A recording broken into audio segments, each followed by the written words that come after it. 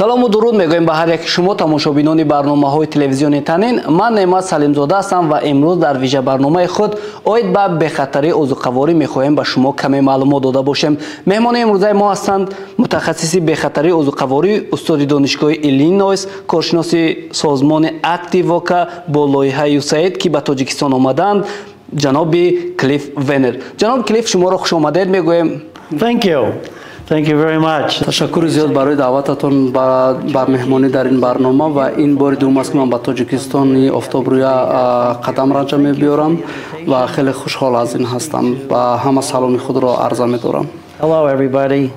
Саломат бошед. Хуб, дар нахустин савол мехостам бифаҳмам ки шумо Тоҷикистонро чӣ гуна қабул кардед?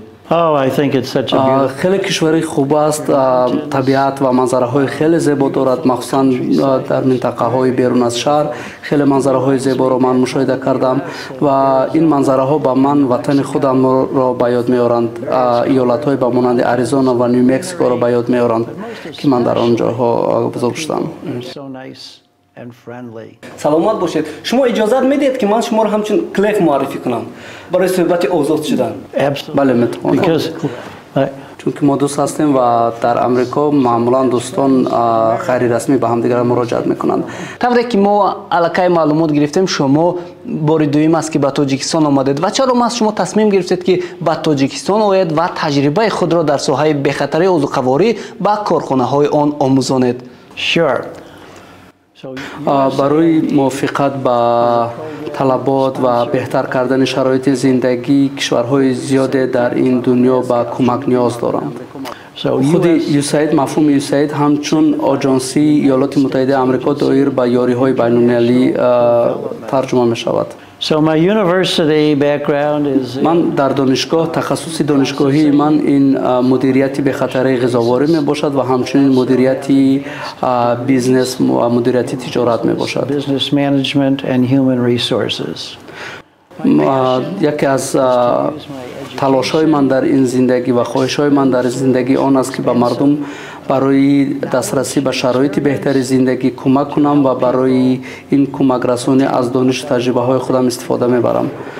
So یک ضرب المثل است که اگر که به نفر ماهی دهی آن را می‌خورد، ولی اگر که به این نفر ماهیگیری را یاد دهی تا آخری عمرش میتواند که زندگیش را پیش برد. so I'm in a stage من در این مرحله عمرم قرار دارم که و من این خوشبختی این بخت را دارم که من میتوانم وقت و نیروی خود را برای بازگردان گویم که قرضم به جمعیت به جامعه خدمت کنم. so USAID در سراسر کشورهای دنیا برنامه‌های به مانند شبیه برنامه‌ها در تاجیکستان دارد که از نام مردم آمریکا کمک‌ها رسانیده می‌شوند و در هر جا که نیاز به دانش و به تجربه من پیدا شود در کشورهای روی دنیا، من به آنجا می‌روم و آماده این فرصت خواهم بود. so earlier در آغاز سال 2023 در همین سال سازمان ACDI واکا که یکی از لایحه‌های USAID را در تاجیکستان عملی می‌گرداند، در جستجوی کارشناس بودند که تواند به کارخانه‌های تاجیکستان در سمت کشاورزی در بهتر کردن بخطری غذاواری کمک رساند. food safety. و به همین واسطه من به واسطه همین برنامه به تاجیکستان آمدم. الکی یک بار آمده بودم و خوشبختم که این بار دوم هم توانستم که به تاجیکستان بیایم و دانش تجربه های خودم را در اینجا به دیگران به شراکت گذارم. تنها همین سال من به کشورهای دیگر هم سفر کردم. تنها همین سال به ملاوی، به گوینه، به مصر و به گانا، این کشورها در قاره افریقا جاگیر شدند، به آنجاها سفر کردم بر علاوه تاجیکستان تا اینکه به مردم این کشورها یاری دهم که به خطر غذاواری را به سطح بهتر برآورند. از همه مهم این است که در جریان این سفرها من با آدمان خوب، با آدمان نیک شناس میشوم و با تجربه من این شناسایی ها ضم میکنند و امیدوار هستم که با این آدمان باز هم همکاری ها بکنم. من حتی میتونم بگویم که من معتادیت دارم و این اعتیاد من به سفر است. من معتاد سفر کردن هستم. من معتاد واخوری با و شناسایی با آدمان گوناگون از فرهنگ های گوناگون هستم. من معتاد خوردن غذاهای گوناگون هستم، فرهنگ های گوناگون هستم. در صحبت بدون کامera من آگاهی یافتم که شما به بیش از 40 دولت رفتید و در همین سمت با آنها کار کردید و گفتم میتوانید که وضع امروزه همون دولت هایی که شما با اونجا رفتید در بخش بخطری عضوخواری چگونه است؟ سوال خیلی خوب است. بخطری غذاواری این یک مقصود نیست، یک جای نیست که با آن علاقه میرسی. این یک راه است، یک همیشه سفر خواهی بود. کشورهای گوناگون نگاه های خود را دارند، نگاه های خاص خود را به این مسئله دارند و منبع‌های به قدر توانایی خود را دارند که به آنها امکان میدهد تا به هدفهایشان در این مورد برسند. خب در تاریخ انسانیت کشورهای گوناگون با سرعت گوناگون رشد کردند و خوشبختانه من از کشوری هستم که برای مثال تقریبا 100 سال پیش مانند به تاجیکستان و کشورهای نظیر تاجیکستان بود در این مسئله. خب سلامت باشید. شما درباره آن گفتید که وابسته شدید که به سفر برایید، خوراک‌های هر ملت هر دولت رو بخورید و باید بگویم که من هم همین گونه وابستگی به خوراک‌های ملی هم دارم، از جمله آش پلو که اگر هر بار که خورم هم هیچ از آن دلکندگی ندارم. شما گفتم میتوانید که با کدام خوراک‌های ملی ما رو خوب قبول کردید و دوست داشتید؟ خب شما درست گفتید. آش پلو تاجیکی خیلی هم با مزه است، لذیذ است و من خوراک‌های گوناگون را میپسندم و معمولا کوشش میکنم که هر روز خوراک‌های گوناگون را بچشم. اما از این قاعده من استثنا هم هست. من همه اون میوه و اون خوراک ها و اون سبزیجاتی که پرورش کرده میشن آنها را دوست میدارم، البته تناول میکنم. در اینجا با من بسیار هم تربوز پسند آمد و آن میوه دیگری که من نمیدونم نامش را شما چی میگوید، سبز است و به مثل توپ فوتبال است و سالادی که از سالاد تازه که تر تازه که از پمیدار و پیاز کرده میشد آن رو هم بسیار میپسندم. خب آن چیزی که شما آن را شبیه توپ میدونید آن در ما آن را خربوزه میگویند و بیاید صحبت را ادامه میدهیم. میدونید شاید در رفت همین برنامه ما شاید نفرانی هستند که نو پیوست شدن به تلویزیون ما. باید بگویم که ما درباره بخطری عضوخواری با شما صحبت داریم و در عموم گفتم میتوانید که بخطری عضوخواری چیست و تا کجا برای ما مهم است؟ Great question. سوال خیلی So I'm going to ask the خب audience. این سوال رو میتوان از خود بینندگان شما هم پرسید. مثلا یگان نفر شما یا یگان نفری که شما میدونید از نزدیکانتان از خوردن یگان خوراک، از تناول یگان غذای بیمار شده بودید یا نه؟ تجربه بد داشتید یا نه؟ متاسفانه بعضا وقت خوراک میتواند به ارگانیسم شما، به بدن شما ضرری هم بیارد و اون چیزی که شما تناول میکنید میتواند دارای باکتریا ها باشد، میتواند دارای یگان خیمیکات های ضرر رسان باشد، میتواند دارای یگان میکروارگانیسم های ضرر رسان باشد. خب اونهایی که تجربه بدی بیمار شدن از تناول غذای را داشتن فکر نمیکنم که بسیار شاد شده بودن از آن تجربه. وقتی که من در خانه غذا میخورم و یا این وقتی که من سفر میکنم به کشورهای گوناگون من کوشش میکنم آن غذای را تناول کنم که مرا بیمار نکند. So food safety بخطری غذاواری چیست؟ این یک روند کارگیری علمی می باشد تا اینکه همین محصولات غذاواری از مزرعه های دهقان، از زمین های کشت تا به دسترخوان شما به آن واسطه آمده رسد که شما را بیمار نسازد، کسل نکند.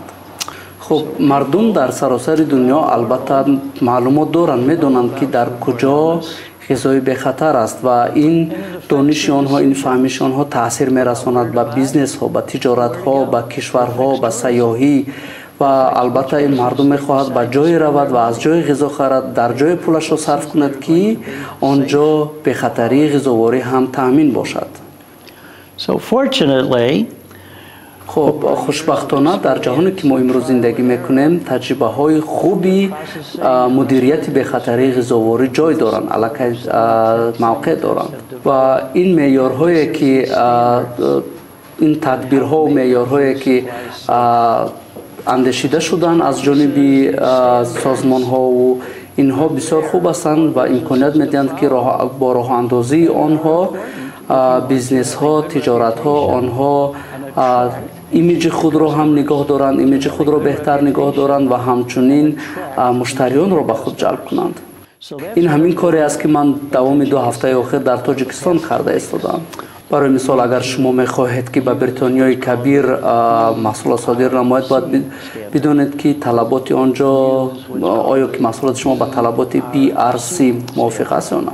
خب سازمان‌هایی هستند که آنها میدونند که این طلبات BRC چی است و آنها با کارگاه شما آمده سنجش میگذارانند که آیا شما این معیارها را رعایت میکنید یا نه و ما از آنها تصدیق میکنند که آیا شما این معیارها را پیوسته و درست استفاده میبرید یا نه و اگر شما با این معیارها موافق هستید آنها به شما گواهنامه میدهند که شما موافقی با این معیار میباشید. شما درست قید کردید خشک میوه و طبعا میدونیم تاجیکستان یکی از کشورهایی است که خشک میوه را در سطح خوب به دیگر کشورها صادرات میکند. گفتم میتوانید کدام اجازه‌نامه های سطح بین المللی است که باید هر یک کارخانه آن را داشته باشد و آن را از کجا میگیرند؟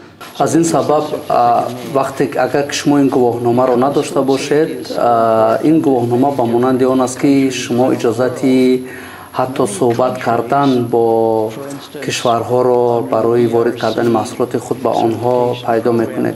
بدون این گواهنامه ها با شما صحبت هم نمیکنند.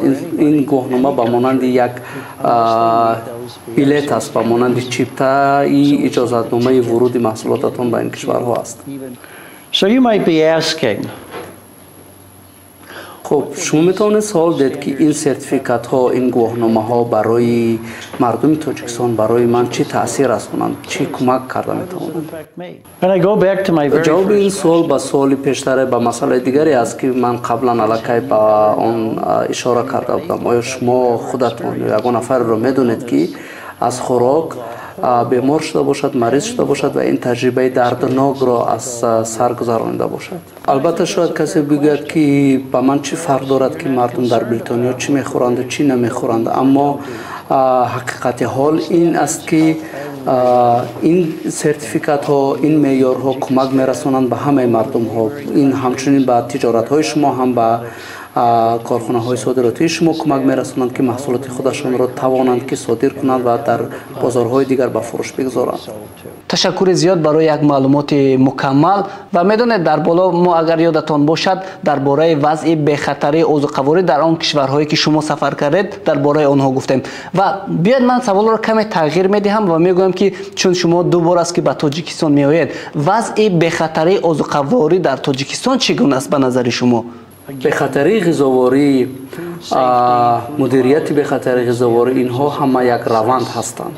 because of nature. طبیعت همیشه در حال تحول است و به ما هر با راه‌های گوناگون تاثیر میرساند. So let's say for example there's been a چون مثال پیش بریم که یک باکتری است که به خوراک شما وارد می شود و آن شما را بیمار می سازد. and with the help of science و با یاری علم، با یاری عالمان و اجرای توصیه های آنها ما آن باکتری را کاملا از بین میبریم. اما ما با طبیعت سر و کار داریم و در این راه از راه در میرسد یک باکتری دیگری که ما درباره‌اش تماما معلومات نداشتیم که آدمان زیادی را باز بیمار میسازد. خب از این رو من گفتم که یک بخطری غذاواری یک علاقه یک مقصود نیست که به آن زود برسی. این همیشه یک سفر است و شما همیشه در سفر خواهید بود. درباره تاجیکستان اگر که بگویم مخصوص درباره تاجیکستان، کارگاه های تاجیکستان که با خوراکواری سر و کار دارند آنها علاقه به این فهمیش رسیدند و در حال رسیدن به این فهمیش هستند که بخطری غذاواری مهم است. خب البته من میفهمم که عملی سازی این پیشنهادها یک خراجات را بر دوش خواهند دارند، اما ببینید فکر کنید آیا که چند سامانی زیادتی که علاوگی که شما پرداخت میکنید و با اون واسطه از بیماری از بیمار شدن نزدیکانتون و خودتون پیشگیری میکنید ارزنده هست یا نه؟ با سوال شما بله آنهایی که در این سمت کار دارن سر کار دارن بله من از این سفر به این سفر یک پیشروی رو میبینم. یک ضرب المثل دیگر برای صاحبکاران رو میگویم برای اون که تأثیری اول بگذارید از خودتون شما فقط یک شانس داره. No matter how much you pay, فرق ندارد که شما چقدر پول صرف میکنید شما چه لباسی دارید اگر که برای مثال در جای به شما خدمت رسانی خوب نکردند شما با آنجا بر نمیگردید. من خوشحال از آن پیشروی‌هایی هستم که میبینم که در سمت کارکردی خوراکواری محصولات خوراکواری در تاجیکستان دیده می شود مشاهده کردم. خب ما الکی خیلی معلومات های خوب رو هم گرفتیم اوید به بخطری عضوقواری و در آخر انا همین صحبت میخواستم همچون متخصصی بخطری عضوقواری توصیه های خود را به کارخانه های استحصال کننده و عموما هر یک نفر هر یک استعمال کننده توصیه خود را میدادید. خیلی خوشحال هستم که شما این سوال را دادید. چندین قاعده ها و قانون هایی هستند که از آنها تهیه شدند و از نگاه علمی هم ثابت شدند.